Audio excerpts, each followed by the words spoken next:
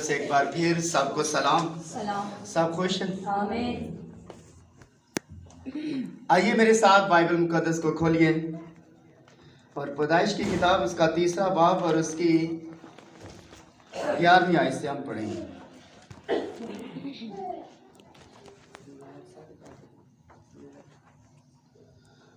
पैदाइश की किताब उसका 3रा बाब और उसकी 10वीं आयत से हम पढ़ेंगे।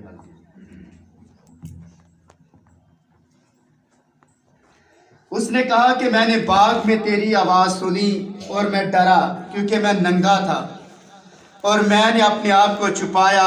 उसने कहा तुझे किसने बताया कि तू नंगा है? क्या तूने उस दरख्त का फल खाया जिसकी बाबत मैंने तुझको हुक्म दिया था कि उसे ना खाना? आदम ने कहा कि जिस औरत को तूने मेरे साथ किया है उसने मुझे उस दरख्त का फल दिया और मैंने खाया।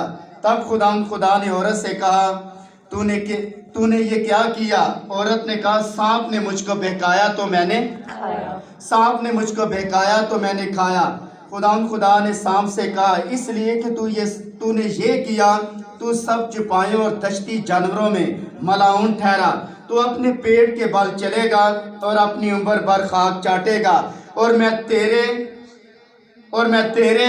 और औरत के दरमियान और तेरी नस्ल और औरत की नस्ल के दरमियान अदावत डालूंगा। वो तेरे सर को कुचलेगा और तू उसकी एड़ी पर काटेगा। आमीन। कलाम मुकद्दस का पढ़ा जाना हम सबों के लिए बरकत का बाइस। आमीन। सब तो शरीफ।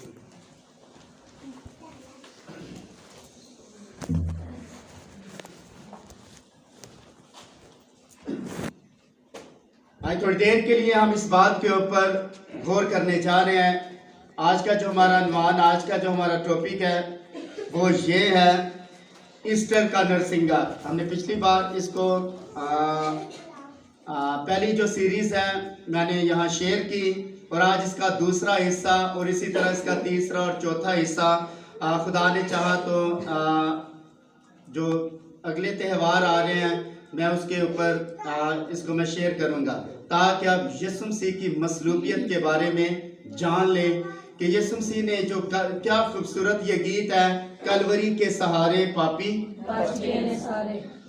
तो कलवरी के ऊपर जो कुछ यीशु मसीह ने किया, हमारी नस्लें और हम में से कोई भी शख्स याद रखे ये भूलता नहीं है। बहुत सारी अमवात हुई हैं लेकिन यीशु मसीह की मौत दूसरी अमवात से मुख्तलिफ है सर। आमीन।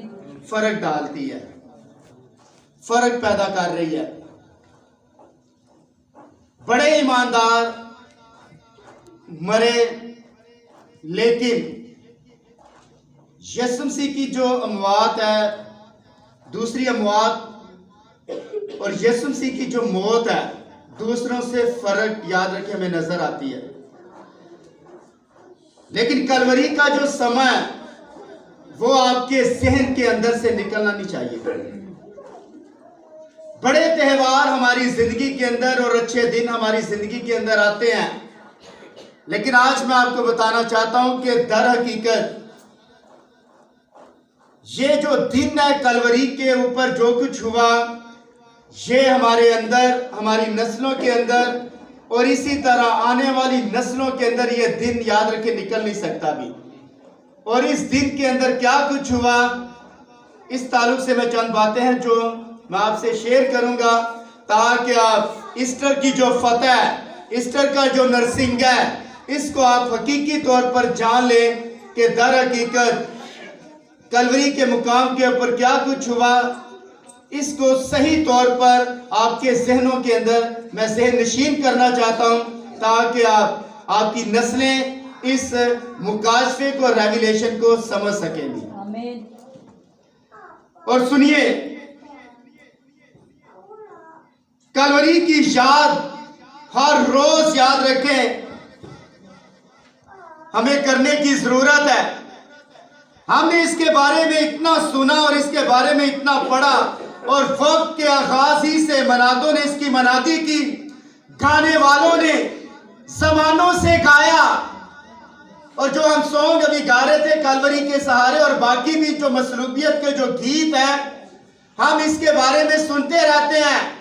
2000 साल पहले और 2000 साल जो बीत गए हैं, और अभी तक याद रखें वही समा और वही याद रखें बरकत और वही कुछ याद रखें। वो गीतों के अंदर हम सुनते और हम पढ़ते हैं कि किस तरह यीशु मसीह की मसलूबियत हुई और उसके ऊपर लोगों ने हजारों की तादाद, मैं कहता हूं कि हजार नहीं बल्कि लाखों की तादाद के अंदर मसलूबियत के ऊपर सॉन्ग लिखे गए हैं, गीत लिखे गए हैं, लेकिन फिर भी याद रखें खत्म नहीं हो रहे।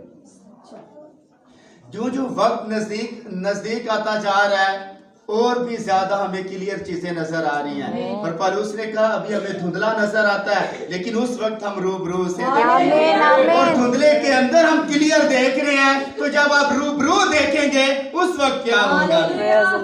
क्या मेरी बात आपको समझ आई? इसलिए गाने वालों ने जमानों से गाया, नबियों ने इसके होने से 4000 साल पहले बता दिया और आज के नबी भी इसकी तरफ इशारा कर रहे हैं। ये एक ऐसा खास दिन है उन तमाम खास दिनों में से जो खुदा ने जमीन के ऊपर रखे हैं। बेशक पैदाइश का दिन बड़ा खास है, बाकी त्योहार बड़े खास हैं, जो इस्राएल की ईदें बड़ी खास हैं, और बाकी जो सोमवार, मंगल, बुध, जुमेरात, ये बाकी जो त्योहार आते हैं, जो खास दिन आते हैं, इनमें से उत्तम जो दिन है याद रखें वो दिन यीशु मसीह की मसलूबियत है। इससे बढ़कर कोई दिन नहीं है। और हम जानते हैं कि वो अब्बा खुदा है और कलवरी के मुकाम पर ऐसा लगता था कि यीशु की मदद करने वाला वहां कोई ना था। ऐसा ही महसूस हो रहा था कि कलवरी के मुकाम के ऊपर यीशु मसीह क्या शागिर्द छोड़कर चले नहीं गए? क्या बाकी बहनें छोड़कर चली नहीं गई? क्या बाकी लोग सारे चले नहीं गए? जब यीशु मसीह सलीब उठाकर चल रहे थे कोई शागिर्द उसके साथ नहीं था, और बाकी रिश्तेदार, खानदान, बाकी जो उसके जो जाने पहचानने वाले और 70 शागिर्द और बाकी जो शागिर्द थे सारे के सारे यीशु मसीह को छोड़कर चले गए। और वहां ऐसे ही लग रहा था कि यीशु की मदद करने वाला वहां कोई ना था। जैसे कि वो गुनाहगारों के हाथों में था, बुरी तरह उसके जिस्म को छेदा गया। मामूली तौर पर याद रखिए उसके जिस्म को छेदा नहीं गया।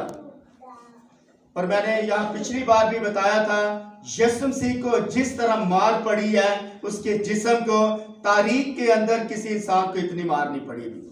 बेशक लोगों का जिस्म को काटा गया, कुचला गया और इस तरह की बुरी अजियत दी गई, लेकिन सबसे उत्तम बात याद रखें मैं आज आपको बताना चाहता हूं, यीशु मसीह को जिस एंगल से मार पड़ी और जिसके लिए मार पड़ी इस बात को कोई ना समझ सका, और आज भी याद रखें लोग उसे समझ नहीं रहे। मैं सुबह बता रहा था कि ईस्टर जो है याद रखें यीशु मसीह की मसलूबियत आप किस तरह साबित कर सकते हैं कि यीशु मसीह मुर्दों में से जिंदा हुए हैं, या आप किस तरह साबित कर सकते हैं वो कलवरी के मुकाम के ऊपर वो मरा, किस तरह आप साबित कर सकते हैं? क्या और क्या एविडेंस आपके पास है कि यीशु मसीह मरा, दफन हुआ, तीसरे दिन मुर्दों में से जी उठा? क्या एविडेंस आपके पास? मेरी बहनों, आपके पास कौन सा एविडेंस है?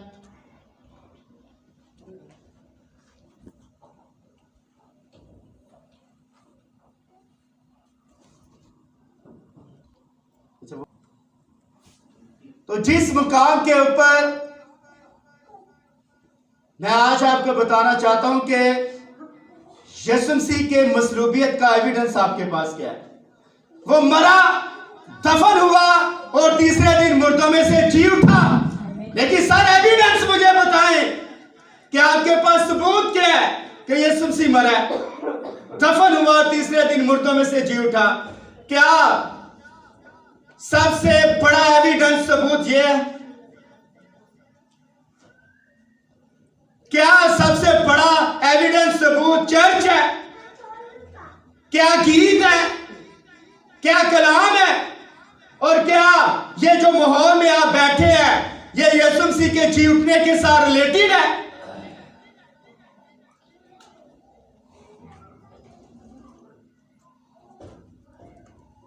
सर एविडेंस बताएं, एविडेंस क्या है? अभी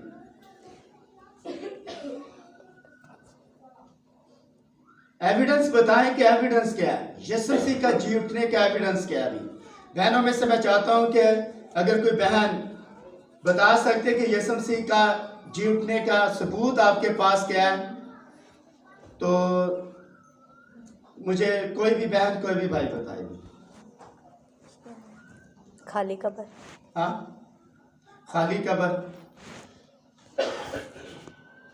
भाइयों में से जवेद साहब, क्या सबूत है आपके पास यीशु मसीह मुर्दों में से जिंदा हुए हैं? क्या सबूत है वो कलवरी के ऊपर उसने जान दिया? क्या ये जो सलीब हमने लटकाई है क्या वो सबूत है? क्या जो हमने सलीब सामने लटकी है क्या ये सबूत है कि यीशु मसीह मरा, दफन हुआ और तीसरे दिन मुर्दों में से जी उठा? क्या ये सबूत है?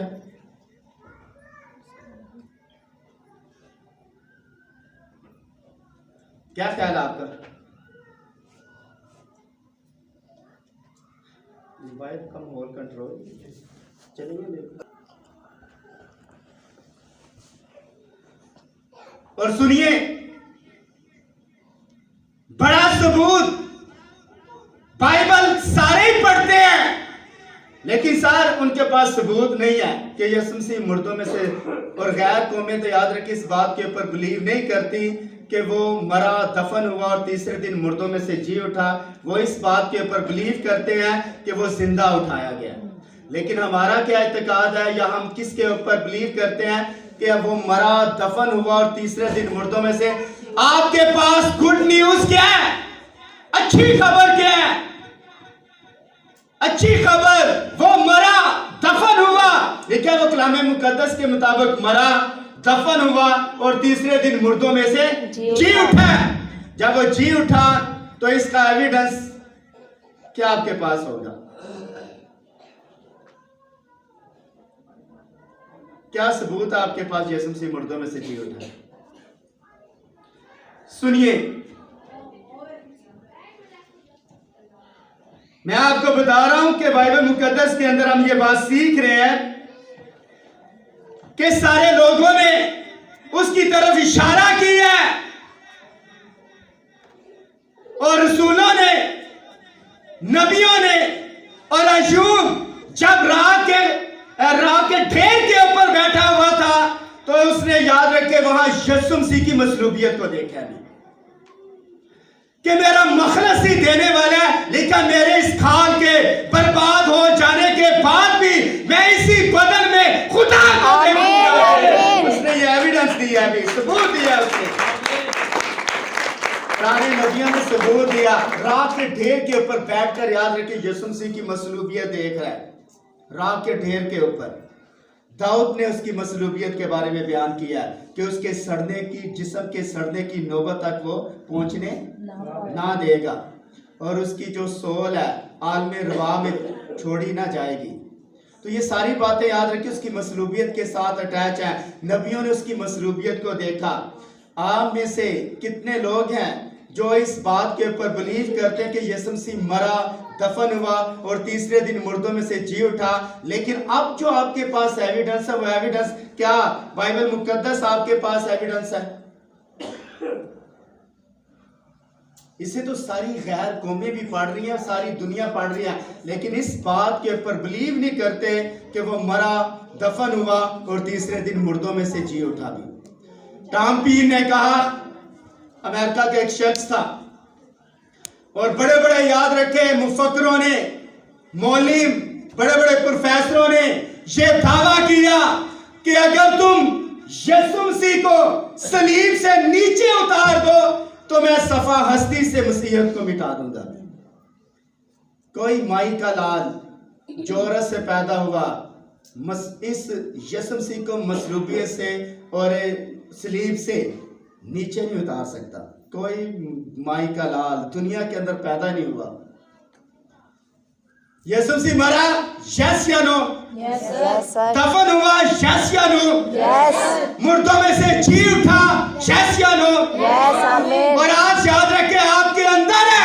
Amen, और इस amen. बात का सबूत एविडेंस है कि रूह कुद्दस के सबब से पहले तुम्हारे साथ हूँ, लेकिन अब तुम्हारे अंदर हूँ। रूह कुद्दस सबूत Yes, है। Lord. Amen. रूह कुद्दस सबूत दे रहा है कि मैं तुम्हारे साथ हूँ। आपके काम बता रहे हैं, आपके एविडेंस बता रहे हैं, आपका मौजज़ात करना, आपका लोगों को शिफा देना और याद रखें गुनाहों की दलदल से लोगों को निकालना इस बात का सबूत है। और मसलूबियत हमेशा लोगों के दिलों के ऊपर ज़र्ब लगाती है, याद रखें, चोट लगाती है। ज़र्ब इट्स मींस चोट। कितने लोगों के ऊपर अभी तक मसलूबियत की चोट लगी है? कितने लोगों के दिलों के ऊपर मसलूबियत की चोट लगी है? और जब पतरस ने वाज किया तो वो मसलूबियत के ऊपर पैगाम दे रहा था। मसलूबियत, उसने कहा कि भाइयों हम क्या करें? उसने क्या करना, क्या तौबा करो और तुम में से हर एक अपने गुनाहों की माफी के लिए यीशु मसीह के नाम पर बपतिस्मा ले तो रूह कुद्दस के नाम में पाओगे। क्योंकि ये वादा तुम और तुम्हारी औलाद और उन दूर के लोगों से भी है जिनको खुदा हमारे अपने पास बुलाएगा। और ये रूह कुद्दस का जो प्रॉमिस है, ये जो वादा है, इस बात का सबूत दे रहा है। कितने लोगों के पास दस्तावेज यहां मौजूद है? कितने लोगों के पास जमीन की रजिस्ट्री मौजूद है? ये जो आपके घरों की नहीं, कितने लोगों के पास दस्तावेज मौजूद है? टाइटल डीड, जिंदगी की किताब कितने लोगों के पास है? उसकी जो दस्तावेज है, क्या आपके हाथ के अंदर नहीं है? कितने लोगों के पास है? पता है रसूलों को दस्तावेज कागज कब मिले? मुझे अभी जल्दी से बताएं कि रसूलों को कागजात कब मिले? हाँ, जी उठने के बाद। और ईद पेंतिकोस्त, शाबाश, ईद पेंतिकोस्त के ऊपर यीशु मसीह ने वो जो कागजात थे, जो दस्तावेज थी, रसूलों के हाथ काट दी जब रूह कुद्दस उनके ऊपर नाज़िल हुआ। और रूह कुद्दस सबसे बड़ा एविडेंस है कि यीशु मसीह मुर्दों में से जी उठा है, और इससे बढ़कर कोई एविडेंस नहीं है। याद रखें। क्या मेरी बात आपको समझा रही है? Yes sir. और सुनिए, हम जानते हैं कि वो बता खुदा है, और कलवरी के मुकाम पर ऐसा लगता था कि यीशु की मदद करने वाला कोई ना था। जैसा कि वो गुनाहगारों के हाथों में था, बुरी तरह उसके जिस्म को छेदा गया, उस पर थूका गया। और याद रखे, जब उसकी दाढ़ी के ऊपर थूक रहे थे, यीशु मसीह की दाढ़ी थी, तो उसके ऊपर जब लोग थूक रहे थे, तो कलवरी के मुकाम के ऊपर जब वो सलीब के ऊपर था, तो वही लोगों का थूक, याद रखे, रालों के जरिए से नीचे बह रहा था। सिर्फ एक बंदे ने नहीं थूका, रोमी सिपाहियों ने थूक थूक कर, याद रखे, उसकी दाढ़ी के ऊपर, याद रखे, और उसी के, और जब इतना थूका तो याद रखे, वही याद रखे, पानी वो नीचे गिर रहा है। और सुनिए इस बात को, यही यीशु जो लाजर को कहता है कब्र से बाहर आ जा, और यही यीशु अपने होंठों से बीमारों को शिफा दे रहा है, लेकिन वही होंठों से आज खून बह रहा है, खून टपक रहा है उसके होंठों से। और पता है, जो भी हमने पैदाइश की किताब के अंदर पढ़ा है, जब आदम और हवा नंगे थे और उनको महसूस हुआ कि हम नंगे हैं, तो लिखा है जब वो पनिशमेंट उनको दी जा रही थी, सजा दी जा रही थी, तो भाई ब्रैनम कहते हैं कि आदम चल पड़ा बाग अदन से बाहर, रोता हुआ, आंसू बह रहे थे। लेकिन भाई ब्रैनम कहते हैं कि जब आदम रो रहा था तो खुदा देख रहा था उसका रोना। खुदा ने देखा, हवा का रोना देखा, उसने कहा मैं तेरी नस्ल और औरत की नस्ल के दरमियान अदावत डालूंगा और वो तेरे सर को कुचलेगा। और जब ये बातें आदम ने सुनी तो आदम खुशी की लहर से, उसके अंदर लहर चल पड़ी कि एक शख्स आएगा जो औरत की नस्ल याद रखें जो सांप के सर को कुचलेगी। और इस बात की याद रखें, आदम के दिल के अंदर ये बात जो प्रोफेसी की गई है, आदम ने ये प्रोफेसी, ये नबूवत अपने दिल के अंदर रखी, आएगा एक जो सांप की नस्ल को कुचलेगा, जो सांप को अपनी एड़ी से कुचलेगा। और यीशु मसीह ने याद रखे सांप की एड़ी को कुचला या नहीं कुचला? गतसमनी बाग के अंदर याद रखे उसने सांप की एड़ी को कुचला है सर। और जब खून उसके जिस्म से बह रहा था और वही वक्त था, याद रखें उसने रिक्वेस्ट की थी क्या बाप, ये अगर हो सके तो ये प्याला मुझसे टल जाए, लेकिन क्या बोला उसने? फिर भी तेरी मर्जी, ये रेफरेंस तो आपको सब याद है, बोला करें, बल्कि तेरी मर्जी। और गतसमनी बाग के अंदर अबलीस के सर को कुचला और अबलीस की रीढ़ की हड्डी को उसने तोड़ा। आमीन आमीन। और अबलीस के अंदर ताकत नहीं कि सीधा खड़ा आपके सामने हो सके। अब क्या कर रहा है? रींग कर इतना काम कर रहा है, तो खड़ा होकर कितना काम करेगा? क्या ख्याल है? खड़े होके तो उसने याद रख के लोगों को घुमा दिया। अब उसको उसका स्ट्रक्चर चेंज करके याद रख के उसको रेंगने वाला बना दिया, उसकी ताकत उसकी पावर को खत्म कर दिया गया। लेकिन फिर भी याद रखें हम खौफ और डर के अंदर हैं। और सुनिए इस बात को, उस पर थूका गया और ठट्ठा किया गया और सलीब पर लटक रहा था, खून बह रहा था, मर रहा था। ऐसा लगता कि कोई मदद करने वाला कहीं भी नजर नहीं आ रहा। यहां तक कि वो चलाया भी, ऐ मेरे खुदा, ऐ मेरे खुदा, तूने मुझे क्यों छोड़ दिया? छोड़ दिया उसको। सुनिए, लेकिन खुदा हमेशा वक्त के ऊपर काम करता है। खुदा के अंदर ये क्वालिटी है, खुदा वक्त से पहले काम नहीं करता। हम वक्त से पहले काम करते हैं, लेकिन खुदा वक्त के ऊपर काम करता है। जब कोई दूसरा काम नहीं कर सकता, खुदा अपने काम में माहिर है, आमीन। बोला महदूद है और आने वाली घड़ी को जानता है। लेकिन जब हुआ तो उसने कर दिखाया। और जब वो सलीब के ऊपर थे यीशु मसीह, तो याद रखें क्या फरिश्तेगान आसमान से उतरे नहीं हुए थे? उसने कहा कि अगर मैं चाहूं तो आसमान से 12 तुमन तकरीबन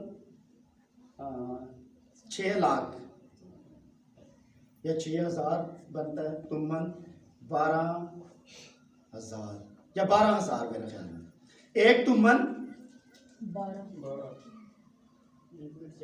चेक कर लेंगे।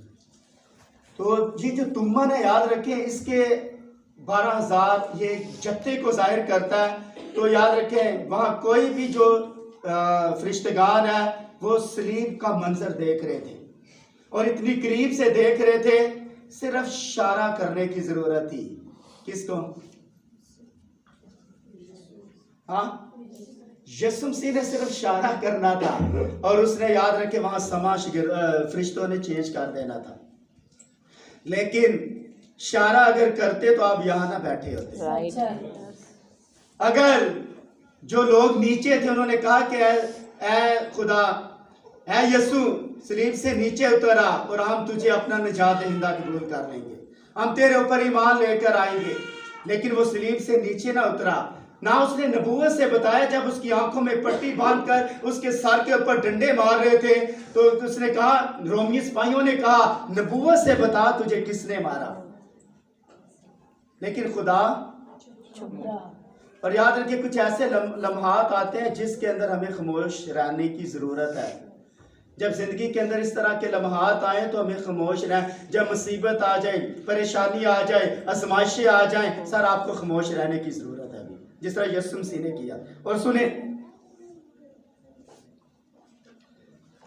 लेकिन जब हुआ तो उसने कर दिखाया कि तू ही खुदा है और इख्तियार रखने वाला है। तूने जमीन को हिला दिया और मुकद्दस लोग जमीन में सोए हुए थे। याद रखिए, मुकद्दस आदमी कभी मर नहीं सकता भी। और आपके जो जिस्म के जो 16 अनासर हैं, ये जिस्म 16 अनासर से बना होता है। पोटेशियम, क्लोरीन, मैग्नीशियम और बाकी जो है ये इन चीज़ों से बना होता है। और याद रखिए जब ये मिट्टी के अंदर मिल जाते हैं और ये अंसर टूट जाते हैं और बिखर जाते हैं, आपकी आंखें, आपका जिस्म और हड्डी और इस तरह बिखरे पड़े होते हैं, लेकिन फिर भी याद रखिए आप सो रहे होते हैं, सो रहे होते हैं। और क्या देख रहे हैं? 6,000 एक 12 तुमन 6,000 फरिश्ते उसकी प्रोटेक्शन के लिए वहां मौजूद थे। जब उस सलीब के मंजर के पास सब कुछ वो कर रहे थे रोमी सिपाही। और सुनिए, और जब आपका जिस्म कब्र के अंदर बिखर जाता है तो याद रखिए फिर भी आप सो रहे हैं। ईमानदार शख्स कभी मरता नहीं है, आपका जिस्म कभी मर नहीं सकता। देखिए जो मेरे ऊपर ईमान लाता है गो वो मर भी जाए तो भी जिंदा है। आमीन, आमीन। हम कलाम आपको कभी मरने नहीं देता। आपकी हड्डियां आपकी, और याद रखें इंसान की फितरत नहीं मरती। किस दिन मैं आपको बताऊंगा कि जो इंसान मर जाता है उसकी फितरत नहीं, इंसान मर जाता है कब्र के अंदर चला जाता है, लेकिन उसकी जो सोल है और जो उसकी फितरत है और उसके जो अल्फाज है वो कभी मार नहीं सकते। तो खुदा ने चाहा तो इसके ऊपर हम बात करेंगे। और सुनिए, मुकद्दस लोग जमीन में सोए हुए थे, वो जी उठे तो सूरज को रात के अंधेरे में बदल दिया और दिखा दिया कि तू ही खुदा है। आमीन। खुदा काफी देर तक खामोश रहा। खुदा हमेशा ठीक घड़ी और ठीक वक्त पर बोलता है। याद रखो खुदा ऐसा, पहला तो उसने क्या बोला? उसने कहा तू कुछ बोलता नहीं, लोग तेरे पर फतवा दे रहे हैं। और यीशु मसीह, हाँ सुनिए, कलवरी बनिनो इंसान के लिए बहुत ही अहम है, क्योंकि इस आखिरी घड़ी में जिसमें हम रह रहे हैं, हम खुदा की खास चीजों की तलाश में हैं। तमाम दिनों में बहुत खास दिन, और हम मुख्तलिफ याद रखे बातें इसके बारे में, जो ईस्टर का जो नर्सिंग है इसके बारे में हम सीखेंगे। लेकिन स्पेशल जो बात है याद रखें, कलवरी हमारे लिए क्या अहमियत रखती है। नंबर 1, कलवरी हमारे लिए क्या अहमियत रखती है? क्या अहमियत रखती है? वैसे कलवरी हमारे लिए क्या अहमियत रखती है? कलवरी हमारे लिए सर क्या अहमियत रखती है? क्या उसकी अहमियत है? गुनाह तो हम वैसे ही कर रहे हैं, चोरी, उसके बाद झूठ, फरेब, ये सारे काम तो हम सब ही कर रहे हैं। कलवरी आपके लिए क्या अहमियत रखती है? सर क्या रखती है बजवेद? सुनिए, एक खास और अजीम बात कलवरी के बारे में कि वो हमारे लिए क्या अहमियत रखती है। दुनिया के लिए उसने एक ही बार गुनाह की सजा की कीमत चुका दी है। इंसान गुनाहगार पाया गया। जब उसकी इन्वेस्टिगेशन की गई तो इंसान गुनाहगार पाया। सजा इतनी बड़ी थी कि कोई इंसान चुका नहीं सकता था।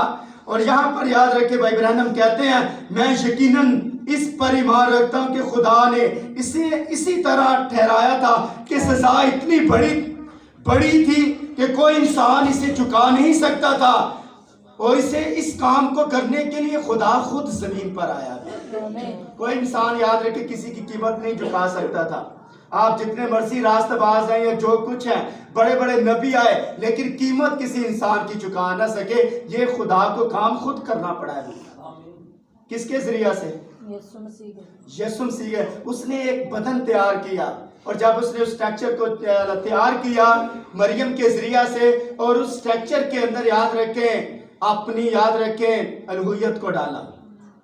उस बदन के अंदर बदन अलहुयत नहीं था, बल्कि अलहुयत उसके अंदर। अलहुयत इट्स मीन की खुदाबंदी, यानी खुदा उसके अंदर था, बदन खुदा नहीं था। ये बात हमेशा याद रखें कि बदन खुदा नहीं था, बदन खुदा नहीं था, लेकिन उसके अंदर कौन था? हाँ, खुदा उसके अंदर था। क्या खुदा मर सकता है? No sir. यीशु मसीह को हम खुदा कहते हैं। क्या खुदा मरा? यीशु मसीह हमारा खुदा है।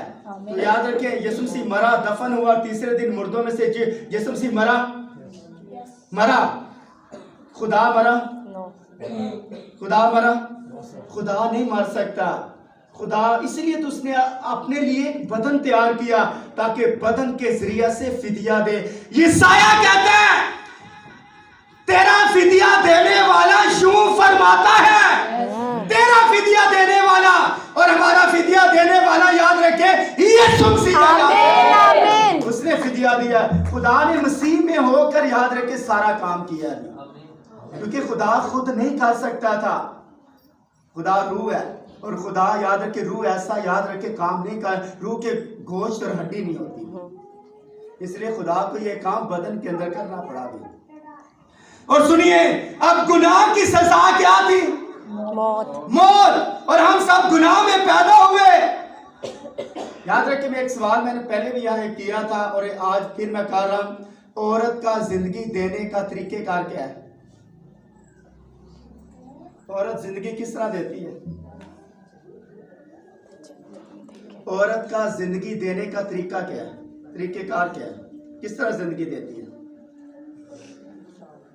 क्या औरत जिंदगी दे सकती है या नहीं दे सकती? आज हम अपने माँ बाप की विरासत से जिंदगी के अंदर आया, क्या औरत जिंदगी दे सकती है या नहीं?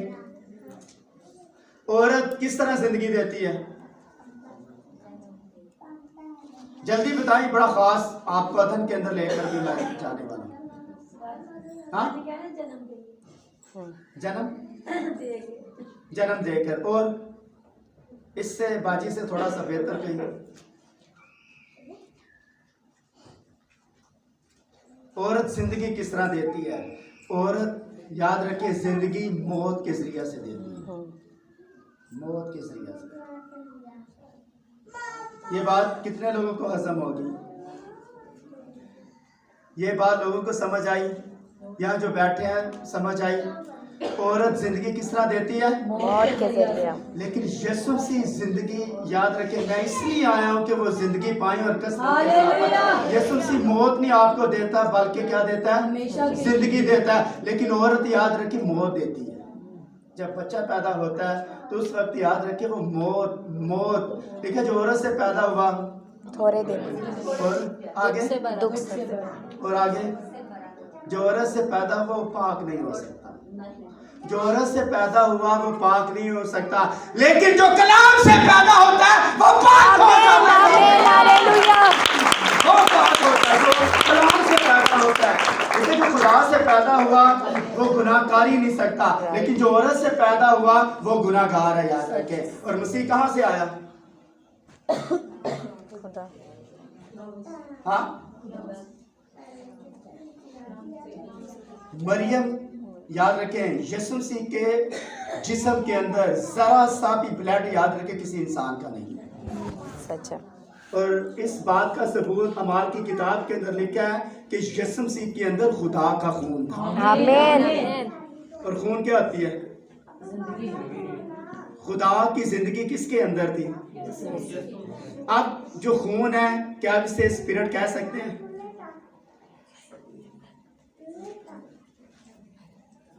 मैं थोड़ा सा अलहुयत या वननेस का झटका आपको दूंगा अभी, ठीक है? तो समझना कि क्या कुछ होने जा रहा है। तो खुदा ने चाहा तो यीशु मसीह को हम साबित यहाँ पिछली हमने बहुत दफ़ा यीशु मसीह को यहाँ साबित किया कि यीशु मसीह दर हकीकत है कौन। क्या हम उसे खुदा कह सकते हैं? और बहुत सारे लोग उसे बाप कहते हैं, यीशु मसीह को बाप कहते हैं, यीशु बाप कहते हैं और यीशु बाबा भी कहते हैं। जो बापों को ज्यादा मानते हैं वो यीशु बाबा कहते हैं उससे, ठीक है? उनका रिदम और उनका जो थीम है याद रखिए वो ये ही है, यानी कहना बाबा ही है। तो यीशु मसीह बाप हो सकता है या नहीं?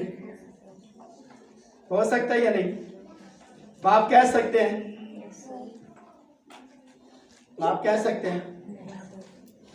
तो खुदा ने चाहते इसको अगली बार इसको हम रिपीट करेंगे इन बातों को और आगे हम चलते जाएंगे। लेकिन आखिरी बात, अब गुनाह की सजा मौत थी और अब सब गुनाह में पैदा हुए और खता में सूरत पकड़ी और दुनिया में झूठ बोलते हुए आए, इसलिए हम में से कोई भी इस लायक ना था। Right.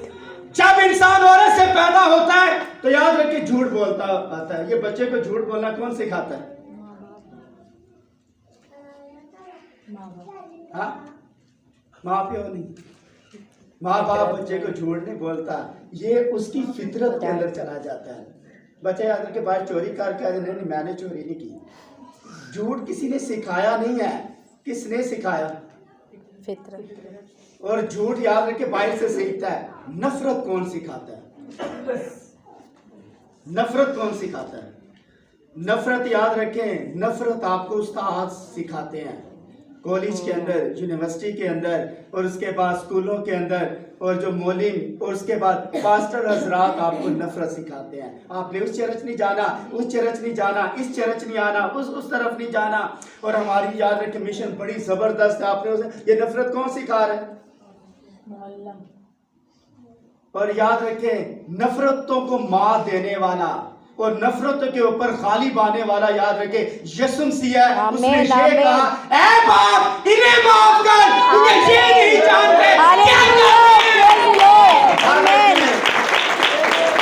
Glory to God. Amen. Amen. Hallelujah. नफरतों को मात यीशु मसीह ने दी है, और बाकी गुनाह के ऊपर जो मार दिया ये यीशु मसीह। ईस्टर का जो नरसिंह है याद रखे, ईस्टर के नरसिंगे ने हर चीज को मार दी। कि मैं आपको बड़ी खास बात Amen. यहाँ तक आपको समझ आई? Yes, sir. आगे सीखेंगे खुदा ने अगली बार चाहा तो गुनाह का आगाज कहाँ से हुआ, और इस गुनाह के आगाज को आसमान से लेकर जमीन और जमीन से नीचे तक याद रखे यीशु मसीह ने किस तरह फना किया। तो खुदा ने चाहा तो इसका तीसरा हिस्सा मैं आपके सामने बयान करूंगा, ताकि आप खुदा के कलाम की सच्चाइयों को सीख सकें और बरकत को हासिल कर सकें। लेकिन सवाल मेरा आप ईस्टर तक यही रहेगा कि यीशु मसीह की मसलूबियत को आप किस तरह साबित कर सकते हैं। कोई भी बहन, कोई भी भाई यहाँ आकर उसने साबित करना है कि मैंने वाकई यीशु मसीह मरा, दफन हुआ और तीसरे दिन मुर्दों में से जी उठा। यहाँ आकर आपने साबित करना है कि मैं साबित करता कि यीशु मसीह मुर्दों में से जिंदा हुआ है, इसलिए हम ईस्टर मनाते हैं। तो किस तरह साबित करना है? 3-4 इतवार आप सुन लें, उसके बाद याद रखें आप यकीनन साबित कर देंगे कि यीशु मसीह वाकई यीशु मसीह मुर्दों में से जी उठा है। और हम बदनसीब नहीं है, बदनसीब वो है जो यीशु मसीह की मसलूबियत के ऊपर ईमान नहीं रखता। हम खुश नसीब है कि उसकी मसलूबियत के ऊपर ईमान रखते हैं। खुदा आपको बरकत दे और अपने